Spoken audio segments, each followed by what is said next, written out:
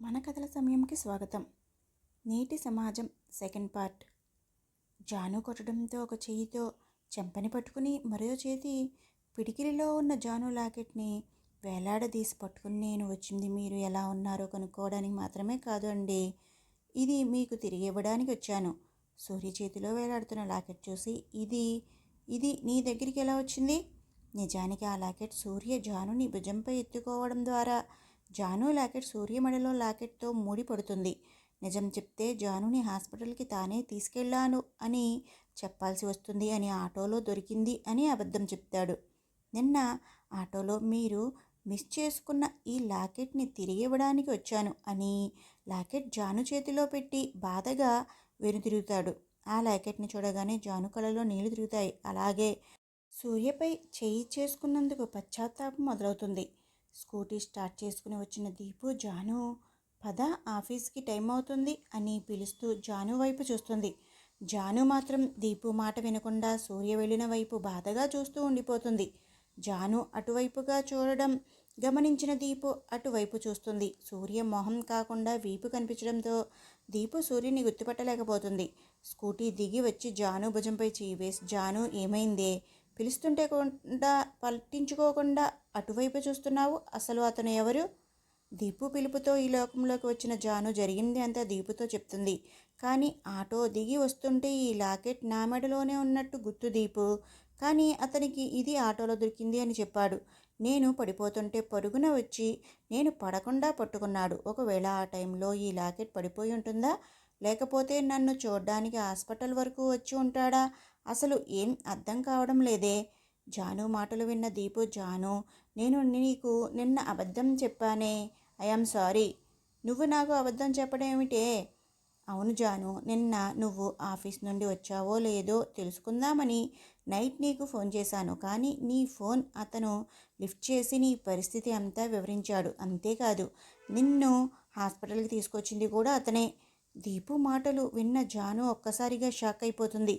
వీరి సంభాషణ అంతా విన్న అపార్ట్మెంట్ వాచ్మెన్ జాను దగ్గరికి వచ్చి, జాహ్నవి మేడం, దీప్తి అమ్మ చెప్తుంది అంతా నిజమే అమ్మా.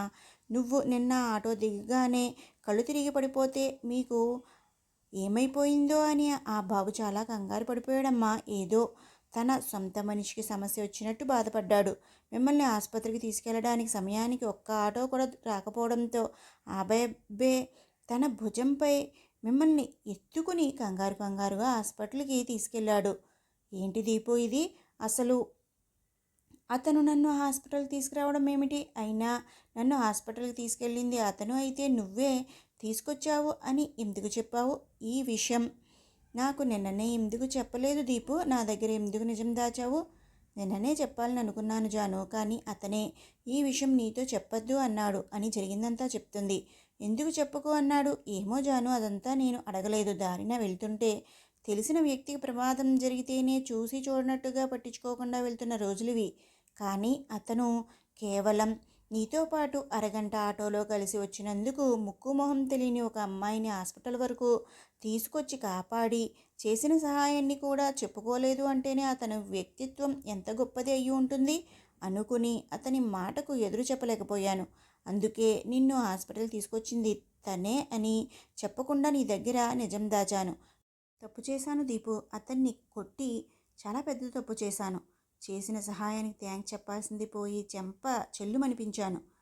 అతని పరిచయమే గొడవతో మొదలైంది. మేమిద్దరం ఏ రోజు కూడా సరిగ్గా మాట్లాడుకుంది లేదు. ఎదురైతే చాలు పోట్లాటకు దిగిపోయేదాన్ని. అందుకేనేమో నాతో ఈ విషయం చెప్పొద్దు అన్నాడు. అంతలా తిట్టినా నాకు ప్రాబ్లం వస్తే సాటి మనిషిగా సహాయం చేశాడు అంటే నిజంగా అతను ఎంత మంచివాడు దీపు. చేతులు కాలాక ఆకులు పట్టుకుని లాభం ఏమిటి? అందుకే నీకు ముందు నుండి చెప్తూనే ఉన్నాను, కాస్త ఆ కోపం తగ్గించుకోవే అని. నా మాట వింటావా? దీనంగా మొహం పెట్టి నువ్వు కూడా నన్నే తిడతావేంటే? చేసిందంతా చేసి ఇప్పుడు బాధపడడంలో అర్థం లేదు. సరేలే, అతను మళ్ళీ కలిస్తే సారీ చెప్పి క్షమించమని అడుగు. ఇక పద, ఆఫీస్కి టైం అవుతుంది అని స్కూటీ స్టార్ట్ చేస్తుంది. సరే అంటూ వచ్చి స్కూటీ ఎక్కుతుంది. ఇద్దరూ కలిసి ఆఫీస్కి వెళ్తారు. ఆఫీస్కి వెళ్ళిన జాను ముందు బాస్ తనకి ఇచ్చిన కొత్త ప్రాజెక్ట్కి సంబంధించిన వర్క్ చేస్తూ కూర్చుంటుంది. గంటలో పూర్తి చేయగలిగే పనిని రోజంతా చేస్తూనే ఉండిపోవడంతో అది చూసిన దీపు, జాను నీకు ఏమైందే అని అడుగుతుంది. దీపు పిలుపుతో ఈ లోకంలోకి వచ్చిన జాను, హా ఏమైంది? ఏమీ లేదు దీపు. మరెందుకు వర్క్ చేయకుండా ఏదో ఆలోచిస్తూ కూర్చున్నావు? జాను మౌనంగా ఉండిపోతుంది. ఏంటి, ఇంకా ఉదయం జరిగిన దాని గురించి ఆలోచిస్తున్నావా? జరిగిందేదో జరిగిపోయింది, దాని గురించి మర్చిపోయి ముందు వర్క్ సంగతి చూడు. అసలే బాస్ నీ మీద నమ్మకంతో నీకు అప్పచెప్పాడు. ఓకే, 15 నిమిషాల్లో పూర్తి చేస్తాను అని తన ధ్యాసంతా వర్క్పై పెట్టి వర్క్ పూర్తి చేసి, దీపు పదవే ఇక వెళ్దాం అంటుంది. ఏంటే అప్పుడే వర్క్ పూర్తి అయిందా? టైం కూడా అవుతుంది, ఇంటికి వెళ్దాం పదవే. అంటే ఆగవు కదా, పద వెళ్దాం అని జాను, దీపు, రాహుల్ ముగ్గురు కలిసి ఆఫీస్ నుండి బయలుదేరతారు. ఆఫీస్ నుండి వస్తుంటే ఎప్పటిలా సూర్య కనిపిస్తాడేమో అని ఆశగా చూస్తుంది. కానీ తన ఆశ నిరాశ అవుతుంది. తను తన గదికి చేరుకుంటుంది, కానీ తనకి సూర్య ఎదురుపడడు.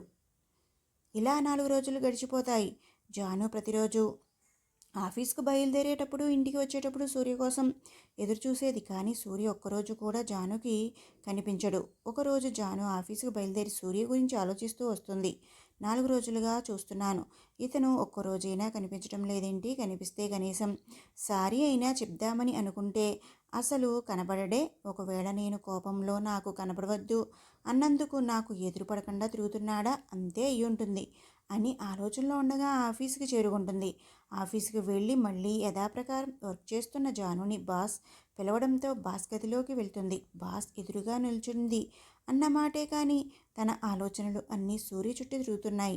ఆలోచనలో ఉన్న జానుని బాస్ పిలవడంతో ఈ లోకంలోకి వచ్చి, సార్ చెప్పండి. ఏంటి జాను, ఏమైంది? Nothing sir. లేదు, నువ్వు ఎప్పటిలా లేవు. ఏమైంది చెప్పు జాను.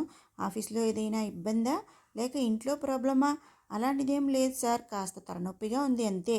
ఓ, మరి ఇంటికి వెళ్ళిపో జాను, వర్క్ తర్వాత, ముందు ఆరోగ్యం జాగ్రత్త. జానుకి కూడా సూర్య ఆలోచనలు తనని డిస్టర్బ్ చేస్తుంటే ఆఫీస్లో ఉండాలనిపించక ఇంటికి వెళ్ళడానికి ఒప్పుకొని, ఓకే సార్, థ్యాంక్ యూ అంటూ దీపు దగ్గరికి వచ్చి, దీపు నేను ఇంటికి వెళ్తున్నాను అని చెప్తుంది. ఎందుకు జాను, ఏమైంది? బాస్ ఏమైనా అన్నాడా అని రాహుల్, దీపు ఇద్దరు ఒకేసారి అడుగుతారు. చాచా అలాంటిదేం లేదు, కాస్త తలనొప్పిగా ఉందంటే బాసే ఇంటికి వెళ్ళమన్నారు. అవునా, సరే జాగ్రత్త. ఓకే, నేను వెళ్తాను. బాయ్ దీపు, బాయ్ రాహుల్ అని చెప్పి ఆఫీస్ నుండి బయలుదేరుతుంది.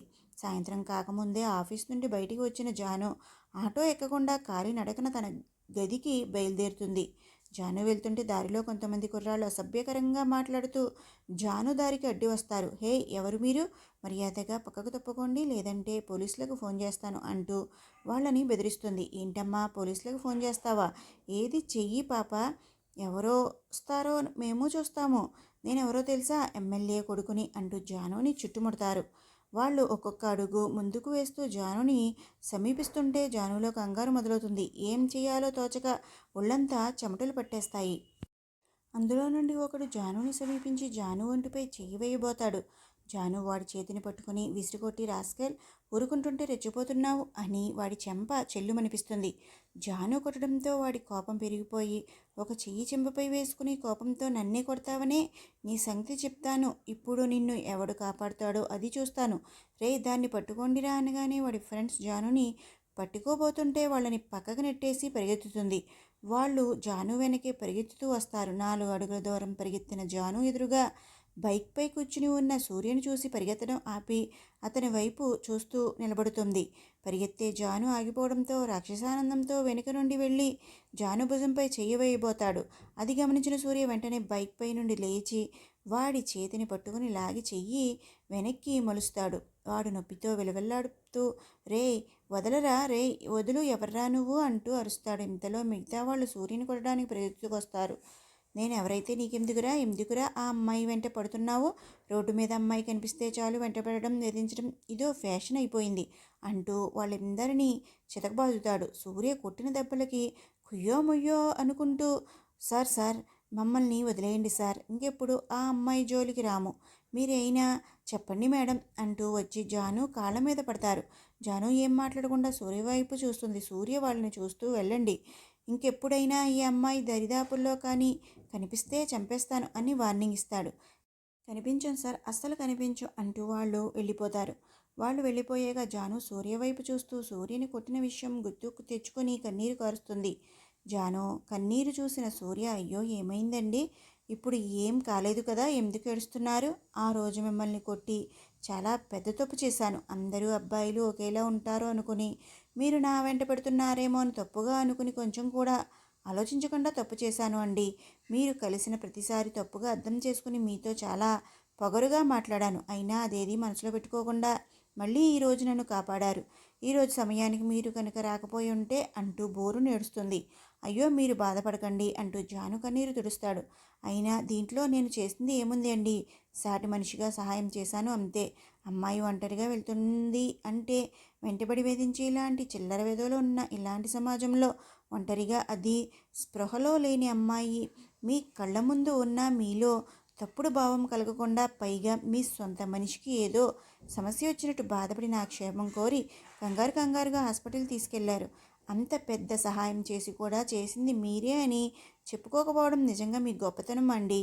కలిసామా మాట్లాడామా మర్చిపోయామా అనుకుంటున్న ఈ రోజులలో మీతో ఏ సంబంధం లేని నన్ను హాస్పిటల్ వరకు తీసుకెళ్లడమే కాకుండా నేను మిస్ చేసుకున్న లాకెట్ నాకు ఇవ్వడానికి నన్ను వెతుక్కుంటూ ఇంటి వరకు వచ్చారు. నాకు ఎలా ఉందో తెలుసుకోవాలని ఆరాటపడ్డారు. కానీ నేనే మీరు చెప్పేది కూడా వినకుండా తప్పుగా అర్థం చేసుకుని చేసుకున్నాను. మిమ్మల్ని క్షమాపణ అడిగే అర్హత కూడా నాకు లేదు అంటూ కళ్ళల్లో నుండి నీళ్లు ధారాలుగా కారుతుంటే కన్నీటితో 2 చేతులు ఎత్తి నమస్కారం చేస్తుంది. జాను చేతులు పట్టుకుని అయ్యో ఏంటండి ఇది? ఆ రోజు జరిగిందంతా ఆ రోజే మర్చిపోయానులేండి. మర్చిపోతే 4 రోజుల నుండి నాకు ఎందుకు కనిపించడం లేదు? మీరు కనిపిస్తే కనీసం సారీ అయినా చెప్పాలి అని మీకోసం ఎంతలా ఎదురు చూస్తున్నానో తెలుసా? బాధగా ఉన్న జానుని నవ్వించడానికి భలేవారే. నేను చేసిన చిన్న సహాయానికి మీరు మరీ పొగిడేస్తున్నారు అంటూ హీరో లెవెల్లో బిల్డప్ చేయిస్తాడు. అతని బిల్డప్ చూసి జాను నవ్వేస్తుంది. అమ్మయ్య నవ్వారా? అది మీరు నవ్వుతూ అల్లరి చేస్తూ ఉంటే చాలా బాగుంటారండి. ఇలా అని బొంగమూతి పెట్టుకొని ఏడుస్తూ ఉంటే అస్సలు బాలేరు అన్నట్టు నా పేరు సూర్య అని తనని తాను పరిచయం చేసుకుంటాడు. నవ్వుతూ నా పేరు మీకు తెలుసు అనుకుంటా జాహ్నవి జాను అని చెయ్యి ముందుకు చాపి చెప్తుంది. జాను చేతితో సూర్య కూడా చెయ్యి కలిపి షేక్ హ్యాండ్ ఇస్తాడు. మళ్ళీ చిన్నగా నవ్వి సరే అండి ఇక నేను వెళ్ళొస్తాను అంటుంది. ఏంటండి ఇది? పరిచయం లేనప్పుడు లేని రెస్పెక్ట్ ఇప్పుడు పరిచయం అయ్యాక ఎందుకు? ముందు ఆ ఈ అండీలు మానేయండి. సూర్య అని పిలవండి చాలు. హా అలాగే సూర్య. నువ్వు కూడా జాను అని పిలవచ్చు. సరే కానీ ఎలా వెళ్తావు? నేను డ్రాప్ చేయనా? వద్దు పర్లేదు నేను వెళ్తాను. నువ్వు అలాగే అంటావు కానీ పద, నేను వెళ్తుంది అటువైపే, నేను డ్రాప్ చేసి వెళ్తాను అంటూ బైక్ స్టార్ట్ చేస్తాడు. నడుస్తూ వెళ్తే ఆ ఆకతాయి కుర్రాళ్ళ అల్లరి గుర్తొచ్చి సూర్య చేసిన సహాయానికి సూర్య మాట కాదనలేక జాను కూడా సూర్య బైక్ ఎక్కి ఒక సైడ్ కూర్చుంటుంది. సూర్య జానుని తన గది దగ్గర దింపేసి తను వెళ్ళిపోతాడు. ఇలా రోజురోజుకి సూర్య జానుల మధ్య స్నేహం పెరిగిపోతుంది. ప్రతి ఆదివారం సూర్య జానులు ఇద్దరూ ఆశ్రమానికి వచ్చి కాసేపు మాట్లాడుకుని పిల్లలతో సరదాగా గడిపేసి ఎవరింటికి వారు వెళ్ళిపోయారు. ఒకరోజు పిల్లలతో సరదాగా ఆడుకుంటున్న జానుకి తన పుట్టినరోజు నాడు సూర్య జానుల మధ్య జరిగిన సంభాషణ గుర్తొచ్చి నేరుగా సూర్య దగ్గరికి వస్తుంది. అవును సూర్య, నా బర్త్డే రోజు నాడు నాకేదో విషయం చెప్పాలి అన్నావు కదా, ఏదో ఫోన్ కాల్ రావడంతో హడావుడిగా వెళ్ళిపోయావు, ఏంటది అని అడుగుతుంది. జాను ఇప్పుడు ఎంతో సంతోషంగా ఉంది. నేనే చెప్పే విషయం విని మళ్ళీ బాధపడుతుంది కావచ్చు. తను ఎప్పుడూ ఇలాగే సంతోషంగా ఉండాలి అని మనసులో అనుకుని ఏం లేదు జాను, ఊరికే అలా అన్నాను. ఏం లేకుండా ఎందుకంటావు? ఏమిటో చెప్పు. అది మాటలు తడబడుతూ ఆ రోజు నువ్వు వైట్ కలర్ డ్రెస్లో చాలా అందంగా ఉన్నావు, అదే చెప్పాలి అనుకున్నాను. కానీ చెప్తే ఎక్కడ తిట్టేస్తావో అని ఊరికే అర్జెంట్ ఫోన్ కాల్ అని చెప్పి వెళ్ళిపోయాను. ఇంతేనా? ఈ మాత్రం దానికే ఏదో పెద్ద రహస్యం చెప్పాలి అన్నట్టు ఫోజ్ కొట్టావు అంటూ సూర్య తల మీద ఒక్కటి మొట్టికాయ వేస్తుంది. అబ్బా అంటూ జాను కొట్టిన చోట రబ్ చేసుకుంటూ ఇప్పుడు చెప్తే మొట్టికాయ వేశావు, అదే అప్పుడు చెప్పి ఉంటే వామ్మో ఏం చేసేదానివో ఏమో, 2 గోబలు గొయ్యమనిపించేదానివో లేక వెనక ముందు ఆలోచించకుండా నన్ను భవిష్యత్తుకు పనికిరాకుండా చేసేదానివో. జాను 2 చేతులు నడుముపై వేసుకుని ఓయ్ ఏంటి నీ కళ్ళకు నేను మరీ అంత రాక్షసులా కనిపిస్తున్నానా? కనిపించడం ఏమిటి, నువ్వు రాక్షసువే కదా అంటూ పగలబడి నవ్వుతాడు. ఏయ్ నిన్ను అంటూ సూర్యని కొట్టడానికి చెయ్యి లేపుతుంది. జాను నిజంగానే ఎక్కడ కొట్టేస్తుందో అని సూర్య పరిగెత్తుతాడు. పరిగెత్తి అలసిపోయిన జాను ఊపిరి ఎగబోస్తూ సూర్య ఇక పరిగెత్తడం నా వల్ల కాదు అని బొంగమూతి పెట్టుకుని అక్కడే నిలబడిపోతుంది. జాను మాటలు విన్న సూర్య వెనక్కి తిరిగి జాను బొంగమూతి చూసి లోపల చిన్నగా నవ్వుకొని వచ్చి జాను ఎదురుగా నిలబడి, ఏంటి మేడం అప్పుడే అలసిపోతే ఎలా? గరాలు పోతూ, మీ అంత స్టామినా మాకు లేదండి, పద ఇంటికి వెళ్దాం, లేట్ అవుతుంది అంటుంది. ఓకే అంటూ ఇద్దరు ఎవరింటికి వారు వెళ్ళిపోతారు. జాను మంచితనం, చిన్నపిల్ల మనస్తత్వం, హెల్పింగ్ నేచర్, అందరితో కలివిడిగా ఉండడం చూసి సూర్యకి జానుపై ఇష్టం పెరిగిపోతుంది. రోజులు గడుస్తున్న కొద్దీ ఆ ఇష్టం ప్రేమగా మారుతుంది. జాను లేకుండా తనని చూడకుండా అతను ఉండలేను అనుకునే స్థితికి వస్తాడు. పడుకున్నాడు అన్నమాటే కానీ కళ్ళు మూస్తే జాను ప్రతిరూపం కళ్ళ ముందు మెదులుతుంది. తనతో గడిపిన క్షణాలు కళ్ళ ముందు కదులుతుంటే నిద్ర పట్టక ఫోన్ చేతిలోకి తీసుకుంటాడు. జాను ఫోటో చూసి మురిసిపోతాడు. ఇక ఎలాగైనా తన ప్రేమ విషయం జానుతో చెప్పాలి అనుకుని జానుకి ఫోన్ చేయబోతాడు. ఫోన్లో చెప్పడం కన్నా నేరుగా వెళ్ళి చెప్తే తన మనసులో ఏముందో అర్థం అవుతుంది అనుకుని జాను గదికి బయలుదేరతాడు. జాను గది దగ్గరికి వచ్చిన సూర్య జానుకి ఫోన్ చేస్తాడు. హాయిగా నిద్రపోతున్న జాను ఫోన్ రావడంతో నిద్ర డిస్టర్బ్ అయ్యే అబ్బాయి టైంలో ఎవరు కాల్ చేస్తున్నారో అనుకుని ఫోన్ చేతిలోకి తీసుకుని నిద్ర మత్తులో హలో ఎవరు అంటుంది. జాను, నేను సూర్యని. సూర్య, ఈ టైంలో కాల్ చేసావు ఏంటి? ఏదైనా ప్రాబ్లమా? అది ఏం లేదు జాను, నేను నీ రూమ్ ముందు ఉన్నాను, ఒకసారి బయటికి వస్తావా? ఏంటి నువ్వు ఇక్కడే ఉన్నావా? అసలు ఏమైంది? ఓకే ఓకే వస్తున్నా, వెయిట్ అంటూ గబగబా వచ్చి డోర్ ఓపెన్ చేస్తుంది. డోర్ ఓపెన్ చేసిన జాను ఎదురుగా ఉన్న సూర్యని చూసి, ఏమైంది సూర్య, ఈ టైంలో ఇలా వచ్చావు ఏమిటి? నీకు బాగానే ఉందా? నేను బాగానే ఉన్నాను జాను, నీతో ఒక విషయం గురించి మాట్లాడాలని వచ్చాను. ఏంటి ఈ టైంలోనా? ఏమో, టైం గురించి నేను ఆలోచించలేదు జాను. ఉఫ్, సరేలే, ముందు లోపలికి రా అంటూ లోపలికి పిలుస్తుంది. లోపలికి వచ్చి కూర్చున్న సూర్యని చూస్తూ, ఇప్పుడు చెప్పు సూర్య, ఏ విషయం గురించి మాట్లాడడానికి వచ్చావు? అది అంటూ మాటలు తడబడుతూ, చెప్పాలనే వచ్చాను కానీ ఎలా చెప్పాలో అర్థం కావడం లేదు జాను. ఎలా చెప్పడం ఏమిటి? నాతో చెప్పడానికి భయం ఏమిటి సూర్య? డైరెక్ట్గా చెప్పు, నేనేమీ అనుకోను. I love you Janu. Surya మాటలు విని జాను షాక్ అవుతుంది. ఏం మాట్లాడాలో అర్థం కాక అలాగే చూస్తూ ఉండిపోతుంది. ఏమైంది జాను, ఏం మాట్లాడవేంటి? స్టాప్ ఇట్ సూర్య, నా గురించి ఏం తెలుసని నన్ను ప్రేమిస్తున్నావు? నేను ఎవరో, నా గతం ఏమిటో నీకు తెలుసా? తెలీదు, తెలిస్తే ఇలా మాట్లాడవు. గతం తాలూకు జ్ఞాపకాలు వెంబడిస్తుంటే పైకి చిరునవ్వు పులుముకుని సంతోషం నటిస్తూ బ్రతుకుతున్న ప్రాణం లేని బొమ్మని. పడుకుని ఉన్న పూజ వైపు చూస్తూ, పూజ ఎవరో తెలుసా సూర్య? పూజ నా పేగు తెంచుకు పుట్టిన నా కన్న బిడ్డ. జాను గతం. చుట్టాలు బంధువులు అందరూ ఇంటి చుట్టూ గుమిగూడారు.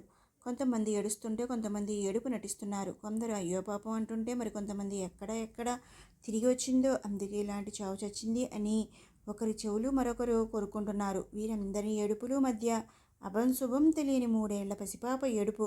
ఆ పసిపాప ఎవరో కాదు, మన హీరోయిన్ జాను. చనిపోయింది జాను వాళ్ళ అమ్మ.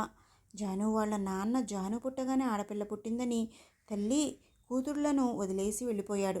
కూతురిని పోషించడానికి ఆ ఇంట పాచి పని చేసే జాను తల్లి ఇప్పుడు చనిపోయి జానుని అనాథని చేసింది. వారందరూ ఎందుకు ఏడుస్తున్నారో తెలియని పసితనంలో అమ్మని చూస్తూ అమ్మ అని బోరున గుక్కపట్టి ఏడుస్తుంది. బంధువులలో కొందరు జానుని పక్కకు తీసుకెళ్లి జాను తల్లి దహన సంస్కారాలు పూర్తి చేస్తారు. కార్యక్రమం పూర్తయ్యాక బంధువులందరూ ఎవరింటికి వారు వెళ్ళిపోవడానికి బయలుదేరతారు. బయలుదేరిన వారందరినీ చూసి జాను గుక్కపట్టి ఏడవడంతో వెనక్కి తిరుగుతారు. జాను మేనమామ వచ్చి జానుని చేతిలోకి తీసుకుని తన భార్య దగ్గరికి వస్తాడు. ఏంటి, కొంపతీసి ఈ దరిద్రాన్ని కానీ మన ఇంటికి తీసుకెళ్దామంటావా అని మందలింపుగా గంభీరమైన స్వరంతో అడుగుతుంది స్నేహ. అలా అంటావు ఏమిటి స్నేహ, ఇది నా మేనకోడలు, దీనికి మనం తప్ప ఇంకెవరున్నారు? మనం కూడా చేతులు ఎత్తేస్తే దీన్ని చూసుకునేది ఎవరు? అసలు చెల్లెళ్ళే పోయాక ఈ కొసరు మేనగోడలు ఎందుకు? మీ చెల్లెలు పోయాక మీకు ఈ ఇంటికి ఉన్న బంధం తెగిపోయింది. ఇక జీవితంలో ఈ ఇంటి మొహం చూసేది లేదు. అయినా మీరొక్కరే మేనమామ ఉన్నారా ఏమిటి? మీకు 2 తమ్ముళ్ళు కూడా ఉన్నారు కదా, వారికి లేని ఆరాటం ప్రేమ మీకెందుకో? కావాలంటే దీన్ని మీ తమ్ముళ్ళకు అప్పచెప్పండి, అంతేగాని మన ఇంటికి తీసుకొస్తే నేను మాత్రం ఊరుకునేది లేదు. అతను తన తమ్ముళ్ళ కేసి చూస్తాడు. పెద్ద తమ్ముడు జానుని చేతిలోకి తీసుకోవడానికి ముందుకు రాబోతాడు. అంతే, ఆగండి అని బెదిరింపుగా పిలిచిన తన భార్య పిలుపుతో అక్కడే ఆగిపోతాడు. ఏంటి, ఎగేసుకుని వెళ్తున్నారు? మీరు కానీ దాన్ని ఇంటికి తీసుకొస్తాను అంటే నేను నా పిల్లల్ని తీసుకుని బయటికి వెళ్లాల్సి వస్తుంది, జాగ్రత్త. మీకు నేను మీ పిల్లలు ముఖ్యమో లేక దరిద్రపు గొట్టిది ముఖ్యమో మీరే నిర్ణయించుకోండి. భార్య మాటలతో అతను ఏమీ చేయలేని నిస్సహాయుడిగా తన తమ్ముడి వైపు చూస్తాడు. అతను ఏమీ చేయకముందే తన భార్య ఏంటి వాళ్ళిద్దరూ తప్పుకున్నారు కదా అని మీరు కానీ కరిగిపోయి దాన్ని తీసుకురావాలి అనుకుంటున్నారా? మీ పిచ్చి ఆలోచనలు కట్టిపెట్టి ముందు ఇంటికి పదండి అని అతని చెయ్యి పట్టుకుని లాక్కెళ్తుంది. ఏంటి ఇంకా బెల్లం కొట్టిన రాయిలా నిలబడి చూస్తున్నారు? వాళ్ళు వెళ్ళిపోయారు కనిపించడం లేదా? పదండి మనం కూడా వెళ్దాం అని స్నేహ అంటుంది. అది కాదు స్నేహ, అందరూ ఇలాగే అంటే ఆ పసిది ఏమైపోవాలి? గంగలో మునగనివ్వు, గోదావరిలో తేలనివ్వు, మనకి అనవసరం పదండి అంటూ బలవంతంగా అతన్ని అక్కడి నుండి తీసుకెళ్తుంది. ఆ పసిదాని ఏడుపు చూస్తూ కన్నీరు వరదలుగా కారుతుంటే మనసుని బండరాయిని చేసుకుని ముగ్గురు మేనమామలు భార్య చేయి పట్టుకుని వెళ్ళిపోయి జానుని దిక్కుముక్కు లేని దాన్ని చేసి ఒంటరిగా వదిలేసి వెళ్ళిపోతారు. అందరూ వెళ్ళిపోయారు. జాను ఒంటరిది అయిపోయింది. ఏడుస్తున్న జానుని పట్టించుకునే నాదుడే కరువయ్యాడు. గొక్కపట్టి ఏడుస్తున్న జాను దగ్గరికి ఆ ఇంటికి 4 ఏళ్ల అవతల ఉన్న చంద్ర 10 సంవత్సరాలు. జాను ఏడుపు చూసి దగ్గరికి వస్తాడు. జానుని తీసుకుని తన ఇంటికి వెళ్తాడు. అమ్మా అమ్మా, ఈ పాప ఎందుకో ఒక్కతే అక్కడ ఏడుస్తూ కూర్చుంది అమ్మా. ఆకలిస్తుంది కావచ్చు అమ్మా, అందుకే మన ఇంటికి తీసుకొచ్చా. ఇంత చిన్న వయసులోనే ఎంత పెద్ద మనసు నాన్న నీది అని చంద్ర తల నిమ్మిరి గబగబా వంటగదిలోకి వెళ్ళి పాలు కాచి పాపకి పాలు పడుతుంది. పాలు తాగిన జాను నవ్వులు చిందిస్తూ కాసేపు చంద్రతో ఆడుకుంటుంది. కాసేపు జానుతో ఆడుకున్న చంద్ర అమ్మ దగ్గరికి వచ్చి, అమ్మ, పాపం ఈ పాపకి ఎవరూ లేరనుకుంటా, మళ్ళీ వెళ్ళిపోతే ఒక్కతే ఏడుస్తూ ఉంటుంది, అందుకే పాపని మన ఇంట్లోనే ఉంచుకుందామా అని అడుగుతాడు. జాను వాళ్ళ ఇంట్లో జరిగిన విషయం అంతా తెలిసిన లత చంద్రమాటలు కన్నీరు వస్తుంటే సోఫాలో కూర్చుని కాఫీ తాగుతున్న తన భర్త వైపు చూస్తుంది. చంద్రమాటలు విన్న అభి కాఫీ కప్పు పక్కన పెట్టి వచ్చి చంద్ర ముందు మోకాళ్ళ మీద కూర్చుని చంద్రమోహాన్ని చేతిలోకి తీసుకుని, ఏ నాన్న, ఈ పాప నీకు నచ్చిందా? అవును నాన్న, నాకు చెల్లెలేదు కదా, ఈ పాపని నా చెల్లెలుగా చూసుకుంటాను. చంద్ర మాటలకు తెలిసి తెలియని వయసులో ఉన్న జాను బోసి నవ్వులు ఒలకబోస్తుంది. చూడండి నాన్న, మన ఇంట్లో ఉండడం ఈ పాపకి కూడా ఇష్టమే అనుకుంటా, అందుకే చూడండి ఎలా నవ్వుతుందో, నవ్వుతుంటే ఎంత క్యూట్గా ఉంది. ప్లీజ్ నాన్న, ఈ పాపని మనతోనే ఉండనివ్వండి. సరే అయితే ఈ రోజు నుండి ఈ పాపని చెల్లెలు, మీరిద్దరూ మా పిల్లలే, చెల్లెలికి ఏ కష్టం రాకుండా చూసుకుంటావు కదా? అలాగే నాన్న, నా చెల్లెలు ఎప్పుడూ నవ్వుతూ సంతోషంగా ఉండేలా నేను చూసుకుంటాను. చంద్రముఖంలో సంతోషం చూసి భర్త నిర్ణయానికి లత కూడా సంతోషపడుతుంది. అలా ఆ రోజు నుండి లత అభిలు జానుని చంద్రతో సమానంగా తమ కన్న బిడ్డలా చూసుకుంటారు. జాను తమ బిడ్డ కాదు అనే విషయం జానుకి ఎప్పటికీ తెలియకూడదు అనుకుంటారు. చంద్ర జానులు ఇద్దరూ కలిసి ఒకే స్కూల్కి వెళ్ళేవారు. ఇంటికి వచ్చాక ఇద్దరూ కలిసి ఆడుకోవడం, కలిసి భోజనం చేయడం వారికి అలవాటు అవుతుంది. చంద్ర లేకుండా జాను భోజనం కూడా చేసేది కాదు. కానీ కాలనాగు అయ్యి కాటు వేసింది అన్నట్టు జానుకి ఒక వయస్సు రాగానే ఇరుగు పొరుగు వారు జాను చంద్రల మధ్య స్వచ్ఛమైన అన్నాచెల్లెల అనుబంధాన్ని తప్పుగా అర్థం చేసుకోవడం మొదలుపెట్టారు. ఎందుకంటే వాళ్ళిద్దరిది ఒకే రక్తం కాదు కాబట్టి. లత మాత్రం అవేవి పట్టించుకోకుండా, ఆ విషయాలేవి జాను చెవిన పడకుండా జాగ్రత్త పడుకుతూ వస్తుంది. ఇక్కడే ఉంటే జాను తన సొంత కూతురు కాదు అనే విషయం జానుకి తెలుస్తుందేమో అనుకుని జానుని ఈ ఊరికి దూరంగా ఎక్కడైనా హాస్టల్లో ఉంచి చదివించాలని నిర్ణయం తీసుకుంటుంది. తను తీసుకున్న నిర్ణయం గురించి అభితో చర్చిస్తుంది. నువ్వు తీసుకున్న నిర్ణయంలో కూడా అర్థం ఉంది లత, అలాగే కానివ్వు అంటాడు అభి. అభి తన నిర్ణయాన్ని అంగీకరించినందుకు లత సంతోషపడుతుంది. మరుసటి రోజు ఉదయాన్నే అందరూ కలిసి టిఫిన్ చేస్తున్నారు. లత మెల్లగా జాను అని జానుని పిలుస్తుంది. ఏంటి అమ్మా? లత చెప్పే విషయానికి జాను ఒప్పుకుంటుందో లేదో అనుకుని అది అంటూ మాటలు తడబడుతుంది. ఏంటమ్మా, ఎందుకు పిలిచావు? ఎందుకు అలా తడబడుతున్నావు? నాతో ఏమైనా చెప్పాలి అనుకుంటున్నావా? అవును జాను, మరి అదేంటో చెప్పు, నా దగ్గర భయం దేనికి అమ్మా అంటూ టిఫిన్ చేస్తుంది. అదే జాను, నువ్వు MBA చేస్తున్నావు కదా? అవును, అయితే ఏమైందమ్మా? నువ్వు ప్రతిరోజు ఇంటి నుండి వెళ్ళడం రావడం ఇబ్బంది అవుతుంది కదా, అందుకే నువ్వు అక్కడే హాస్టల్లో ఉండి చదువుకోవచ్చు కదా. ఆ మాటకి జాను ఏమంటుందో అని లోపల భయంగా ఉన్న పైకి చిరునవ్వు చిందిస్తూ అంటుంది. మా, నాకు ఇబ్బంది ఏమిటి? నన్ను కాలేజ్లో డ్రాప్ చేయడానికి అన్నయ్య ఉన్నాడు కదా, అయినా సడన్గా ఈ హాస్టల్ గోల ఏంటి? నేను మీ అందరినీ వదిలి హాస్టల్లో ఉండలేను. ఎంత కష్టమైనా ఇంటి నుండే కాలేజ్కి వెళ్తాను. అది కుదరదు అంతే, కాలేజ్ మానేసి ఇంట్లో నుండే ఎగ్జామ్స్కి ప్రిపేర్ అవుతాను అంటూ టిఫిన్ చేయడం పూర్తి చేసి హ్యాండ్ వాష్ చేస్తూ అంటుంది. అది కాదురా జాను, అమ్మ మాట వినవా? అబ్బా అమ్మ, నువ్వు ఎన్నైనా చెప్పు, నేను హాస్టల్కి వెళ్ళను. నువ్వైనా చెప్పు అన్నయ్య అంటూ చంద్ర వైపు చూస్తుంది. చంద్ర కూడా టిఫిన్ చేయడం పూర్తి చేసుకుని, అవును అమ్మా, జాను హాస్టల్ వెళ్ళడం నాకు కూడా ఇష్టం లేదు. తను లేకుండా నేను ఒక్కడినే ఎలా ఉండగలుగుతాను అమ్మా? ఇక్కడ మనందరినీ వదిలేసి అది ఒంటరిగా ఎలా ఉండగలుగుతుంది? అది కాదురా జాను, నీ ప్రతిరోజు డ్రాప్ చేయడం అంటే నీకు ఇబ్బంది అవుతుంది కదా. నీకు వేరే పనులు ఉంటాయి కదా నాన్న. పర్లేదు అమ్మా, జాను తల నిమురుతూ, అయినా ఏ వర్క్ అయినా నా చెల్లెల కన్నా ఎక్కువ ఏం కాదులే అమ్మా. ఏ వర్క్ అయినా నాకు జాను తర్వాతే. జాను సంతోషమే నాకు ముఖ్యం. చంద్ర మాటలకు సంతోషంతో లవ్ యూ అన్నయ్య అంటూ చంద్రని హగ్ చేసుకుంటుంది. నీకు ఇష్టం లేని పని ఎప్పుడు ఈ అన్నయ్య చేయడురా అంటూ జాను నుదుటికి ముద్దాడుతాడు. అమ్మా, అన్నయ్య ఏం చెప్పాడో విన్నావు కదా. ఇక నీ హాస్టల్ ఆలోచన మానేస్తే మంచిది. సరే సరే, మీ అన్నా చెల్లెలు నా మాట ఎప్పుడు విన్నారు కనుక మీ ఇష్టం వచ్చినట్టు చేసుకోండి. ఇక కాలేజీకి బయలుదేరండి, టైం అవుతుంది. మై స్వీట్ అమ్మా అంటూ లత బొగ్గలు గిల్లి ఓకే అమ్మా బాయ్ అని చెప్పి భుజానికి బ్యాగ్ తగిలించుకోగానే అవతల కాలింగ్ బెల్ మోగుతుంది. ఎవరో వచ్చినట్టు ఉన్నారు అని డోర్ ఓపెన్ చేయడానికి లత లేవబోతుంటే, అమ్మా నువ్వు కూర్చో, నేను వెళ్ళి చూస్తాను అంటూ జాను వెళ్ళి డోర్ ఓపెన్ చేస్తుంది. డోర్కి అవతల వైపు జాను కన్న తండ్రి. లోపల నుండి లత, జాను ఎవరు వచ్చారు? ఏమో అమ్మా, ఇతనెవరో నాకు తెలియదు. జాను పుట్టగానే తనని వదిలేసి వెళ్ళిపోవడంతో తండ్రి ఎలా ఉంటాడో కూడా తెలియని జాను, ఎవరండి మీరు, ఎవరు కావాలి అని అడుగుతుంది. అమ్మా, నేనమ్మా మీ నాన్నని. హలో, పిచ్చిగాని పట్టిందా? అసలు మీరెవరండి? మీరు ఎవరు అనుకుని ఎవరింటికి వచ్చారో? మా అమ్మా నాన్నలు ఈ ఇంట్లోనే ఉన్నారు, దయచేసి మీరు వెళ్ళొచ్చు అని గట్టిగా అరుస్తుంది.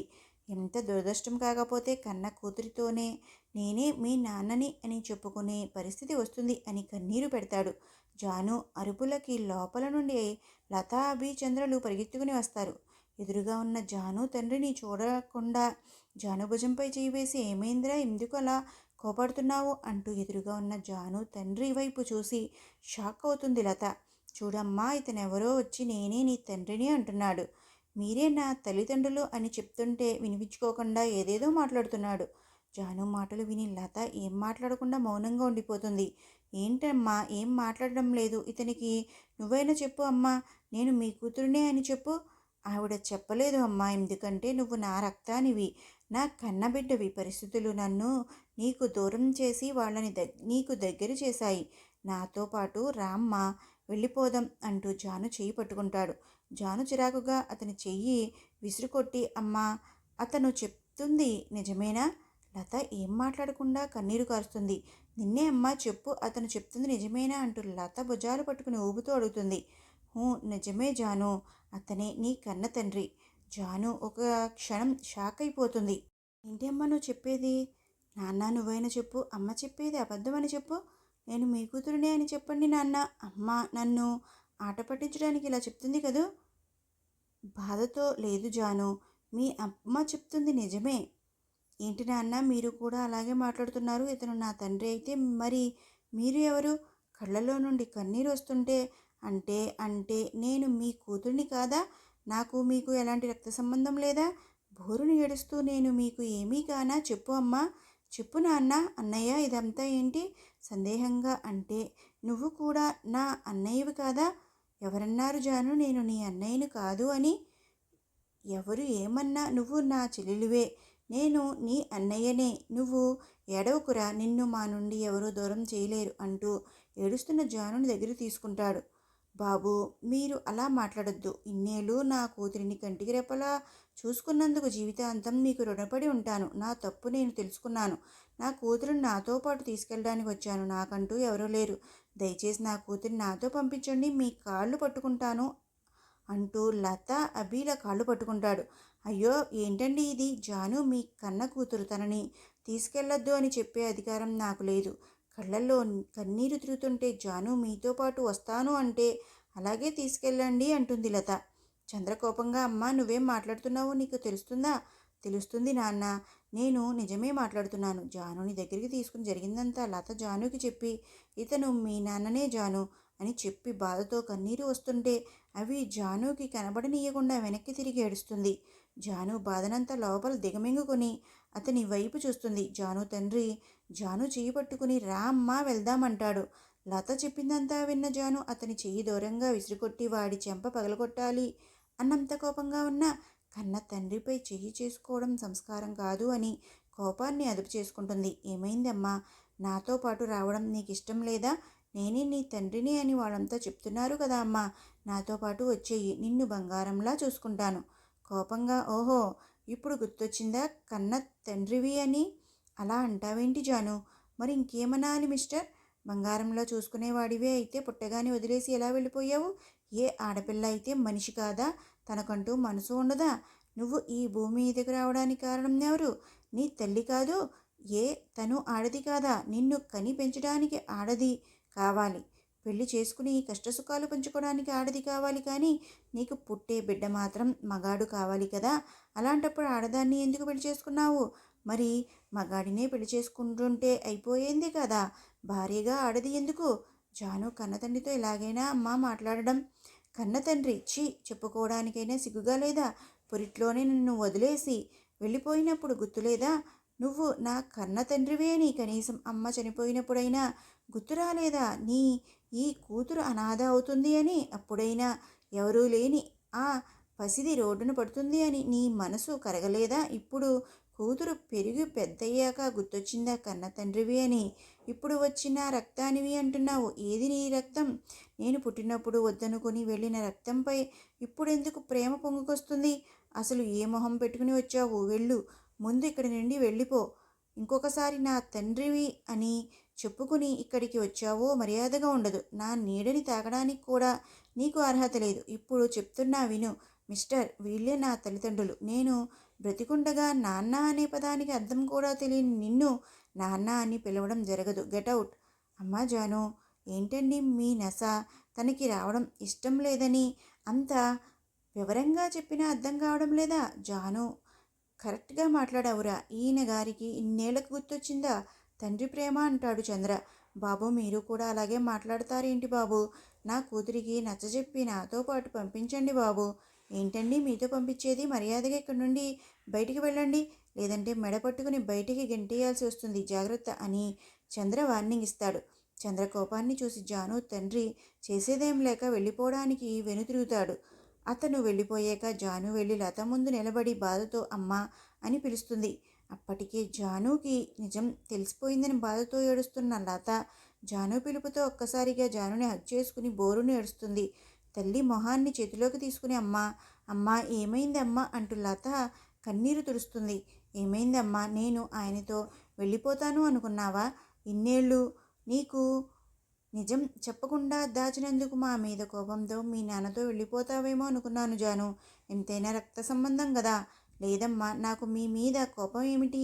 మీరేమైనా నన్ను అతని దగ్గర నుండి లాక్కొచ్చారా?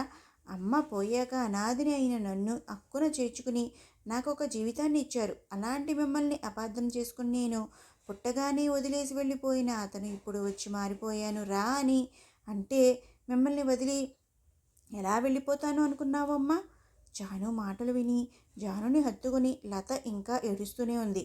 అమ్మా, తల నిమురుతూ లేదమ్మా, నేను ఎక్కడికి వెళ్ళను. నువ్వు ఇలా ఏడిస్తే నేను చూసి తట్టుకోలేను అమ్మా. ప్లీజ్ ఏడవడం ఆపు అమ్మా. కన్నీళ్ళు తుడుచుకొని ఓకే, నేను ఏడవడం లేదు, కానీ ఇంకెప్పుడు నీ నోటి నుండి అనాథ అనే మాట రాకూడదు. నువ్వు ఎప్పటికీ మా కూతురివే, సరేనా? సరే అమ్మా, ఇక నేను కాలేజీకి వెళ్ళనా? ఓకే నాన్న. చంద్ర జానుని జాగ్రత్తగా కాలేజీలో డ్రాప్ చెయ్యి. ఓకే అమ్మా అంటూ ఇద్దరు కాలేజీకి బయలుదేరతారు. ఊరికి కాలేజీకి రవాణా సౌకర్యాలు లేకపోవడంతో ఎంత బిజీగా ఉన్నా ప్రతిరోజు సూర్య జానుని కాలేజీలో డ్రాప్ చేసి ఈవినింగ్ వెళ్ళి పికప్ చేసుకునేవాడు. అలా కాలం గడుస్తున్న కొద్దీ ఒకరోజు జానుని కాలేజ్ నుండి తీసుకొస్తుంటే అన్నయ్య నాకు ఐస్ క్రీమ్ కావాలి అని అడుగుతుంది. ఓకే అని ఇద్దరు వెళ్ళి ఐస్ క్రీమ్ తినడానికి పార్లర్కి వెళ్తారు. అక్కడ వారిని చూసి చంద్ర ఇంటికి దగ్గరలో ఉండేవారు వాళ్ళ గురించి ఏవో గుసగుసలు పెట్టుకోవడం స్టార్ట్ చేస్తారు. వాళ్ళు అనేవి పట్టించుకోకుండా మళ్ళీ ఇంటికి బయలుదేరతారు. బైక్పై వెనక కూర్చున్న జాను అన్నయ్యతో సరదాగా మాట్లాడుతూ నవ్వుతూ ఇంటికి వస్తారు. వారిద్దరిని అలా చూసి తట్టుకోలేని చంద్ర ఇంటి పక్కన ఉండేవా ఇద్దరు ఆడవారు చూసావా వదిన? కన్నా తండ్రి వచ్చి రమ్మని ప్రాధేయపడినా అతనితో వెళ్లకుండా ఇక్కడ ఈ చంద్రతో పాటు చట్టాపట్టాలు వేసుకుంటూ తిరుగుతుంది అని వీరిద్దరికీ వినిపించేలా అంటుంది. మరొక ఆవిడ సాగదీస్తూ మరే ఇన్నాళ్ళు అంటే నిజం తెలియక వీరితో పాటు ఉండిపోయింది. ఇప్పుడు వీళ్ళు తల్లిదండ్రులు కాదు అని తెలిసాక కూడా వెళ్లకుండా ఇక్కడే ఎందుకుంటుంది అంటావు? ఇంకేముంది వదినా, ఇక్కడే ఉంటే చంద్రతో పాటు ఎక్కడికైనా తిరగొచ్చు. పైగా లోకం దృష్టిలో అన్నయ్య అని పిలుస్తుంది కాబట్టి ఎవరూ ఏమీ అనుకోరు అనే ధీమా. ఎంత బరితెగించకపోతే రోజు అలా బండి మీద కూర్చుని అంత సరదాగా కబుర్లు చెబుతూ వెళ్తుంది. అంతే అంటావా? మరి అంతే. కాకపోతే చంద్ర మీద ఎలాంటి ఉద్దేశం లేనిదే అయితే తండ్రితో వెళ్ళిపోయి ఉండేది కదా. వారి మాటలు విన్న జాను ఏ నిర్ణయం తీసుకుంటుంది? నిందలు భరించలేక తండ్రితో వెళ్ళిపోతుందా? మిగిలిన కథ నెక్స్ట్ పార్ట్లో చూద్దాం.